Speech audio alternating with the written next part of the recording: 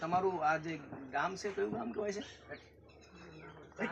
હા, જરોલ ગામ કહેવાય. અચ્છા, તો નામ શું છે તમારું? રેવલીબેન કેવા? રેવલીબેન માનસિંહભાઈ. સારું, તો હવે તમને શું થતું હતું? જે હાંડા દુખી, હાથ પગ દુખાવો, કોઈ બીમાર હતું કે બીજો કોઈ રોગ હતો? શું થતું હતું પહેલા?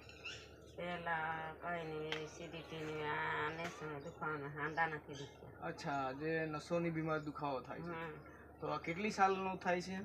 ક્યારનું છે? 2 3 સાલ 4 સાલ 7 વર્ષથી છે બીમારી. 7 વર્ષથી. અચ્છા, તો જો અમારી જે આ સંધિનિદાન, અમારી જે સંધિનિદાન દવા નામ છે સંધિનિદાન, તો આ દવા તમે ક્યારથી મતલબ વાપરો છો? 2 વર્ષ 3 વર્ષ થઈ ગયા? 2 વર્ષ થઈ ને આપણે.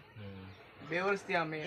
તો એના પહેલા તમે કેટલી કોઈ દવા બહારની યુઝ કરી? ડૉક્ટરની દવા કે કોઈ શોરની દવા લાવીને ખાવાનું કોઈ?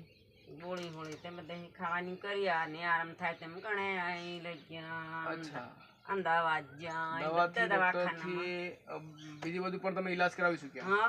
એના પછી તમને જે આપણી દવા સંધિનિદાન માલિશ કર્યું અથવા લગાડ્યું અથવા યુઝ કર્યું વાપરી, એના પછી તમને ફરક લાગે છે? અચ્છા, ફરક લાગે છે. તો એના માટે તમે આ બીજી વાર અમારી સંધિનિદાન મંગાવી રહ્યા છો? અચ્છા, તો લો અમારી આ સંધિનિદાન. તો તમે માલિશ કરો રીત તો તમને ખબર છે ને?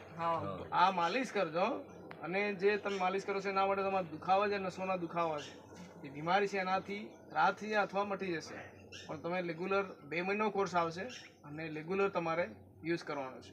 તો 2 દિવસ માલિશ કરીને છોડવાનું નથી, અને 2 મહિનો કોર્સ 2 મહિના પૂરા કરવાના છે. બરાબર છે?